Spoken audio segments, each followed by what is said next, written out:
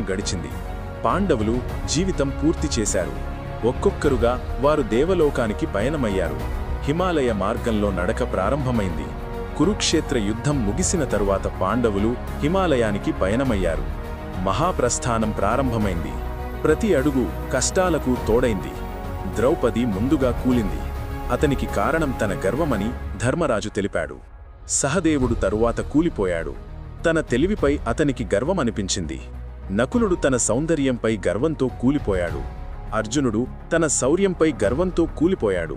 భీముడు శక్తి భోజనం మీద గర్వంతో కూలిపోయాడు. కాని ధర్మరాజు మాత్రం నిలబడ్డాడు. అతని వెనుక ఒక కుక్క మాత్రమే నడుస్తోంది. ఆ కుక్క అతన్ని ఎప్పుడూ విడవలేదు. తన ధైర్యం, నిజాయితీ ధర్మరాజును ముందుకు నడిపింది. ఇంద్రుడు స్వర్గానికి ఆహ్వానించాడు. కాని ఆ కుక్కను వదిలేయమని సూచించాడు. ధర్మరాజు తిరస్కరించాడు. నేను తోడును